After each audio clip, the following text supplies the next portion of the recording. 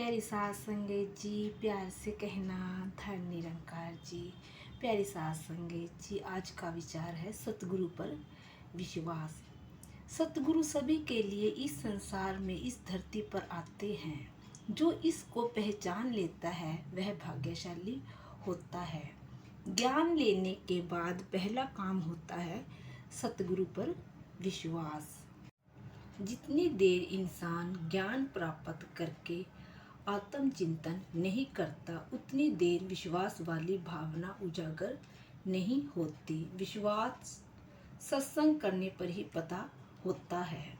जितनी देर इंसान सत्संग नहीं करता, उतनी देर विश्वास पता नहीं होता। जैसे एक बच्चा स्कूल जाता है, उसको टीचर बताती है कि 2 और 2 4 होते हैं और वह टीचर पर विश्वास करता है। प्यारी सास संगीत जी, और आगे बढ़ता चला जाता है। इसी तरह सत्संग करने पर हमारा सतगुरु पर विश्वास पक्का हो जाता है।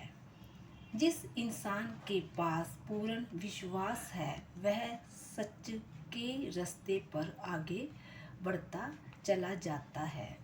सतगुरु पर विश्वास रखना एक सच्चे गुरु सिख की निशानी होती है।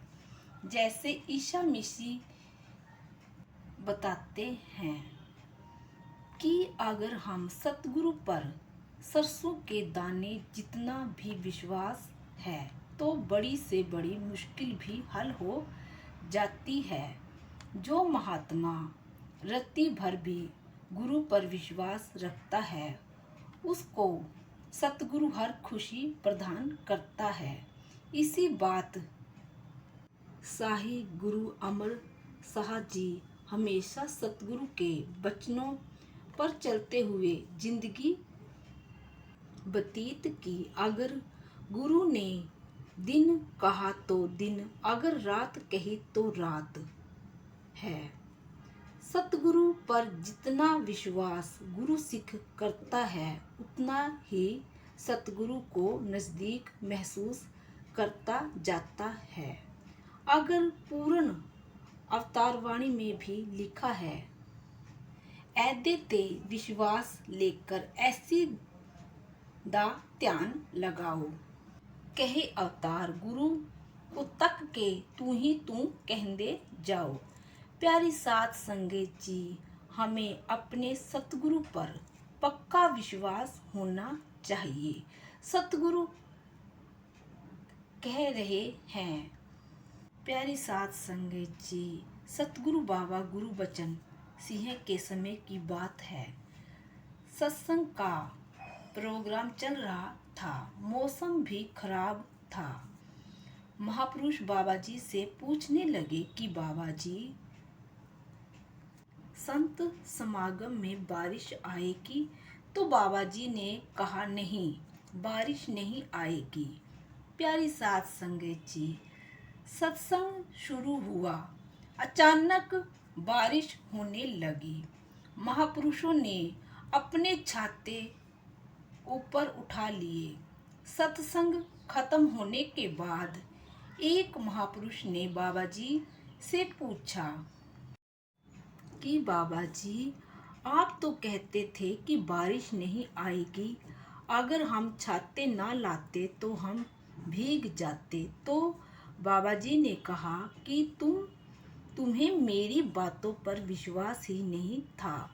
अगर तुम्हें विश्वास होता तो तुम छाते ना लेकर आते। महापुरुष बहुत शर्मिंदगी महसूस करने लगे। संपूर्ण अवतारवाणी में भी लिखा है, पाणा मन्ने निरंकार दा, सतगुरु ते विश्वास करें, कहे अवतार सदा होंगे सुखिया, देव लोग कुछ वास करे। प्यारी सात संगत जी, संत महापुरुष हमेशा गुरु मत की राह पर चलते हैं, सत्संग करते हैं। सत्संग में विवेक बुद्धि पैदा होती है और विश्वास पक्का होता है। अवतारवाणी में भी लिखा है, संपूर्ण अवतार वाणी में भी लिखा है, पक्के दे नाल मिलकर बैठो, कच्चियां दे विच मिलियो ना, लोकी लाख भुलेखे पावे, अपनी थातो हिलियो ना। प्यारी साध संगत जी, महापुरुषों की रचना में निकले हुए बोल महत्वपूर्ण होते हैं, बहुत कीमती होते हैं। प्यारी साध संगत जी, वह इसलिए कीमती होते हैं क्योंकि वह गुरु की रचना करते हैं। विश्वास और दृढ़ भावना गुरु सिखों के जीवन में सदा शांति रहती है, उनका जीवन एक रस हो जाता है।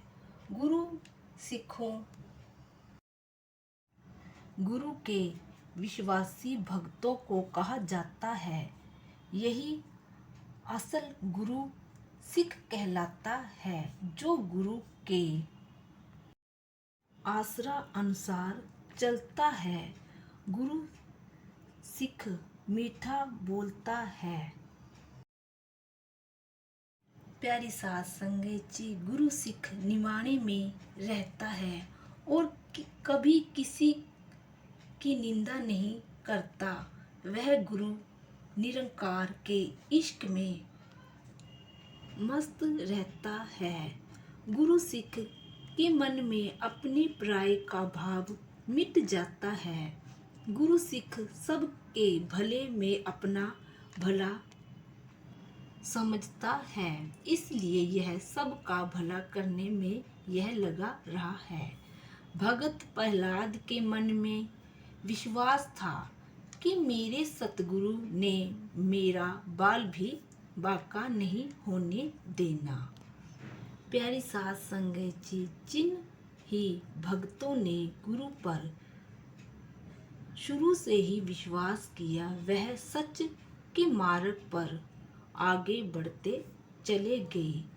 हमें भी सतगुरु पर विश्वास करके और सतगुरु हम पर विश्वास करे कि मेरा गुरु सिख सही है, दातार के आगे भी विश्वास करे कि हमारा विश्वास पक्का हो और हम गुरुमत पर आगे बढ़ते चले जाए। प्यारी साध संगत जी, प्यार से कहना, धन निरंकार जी।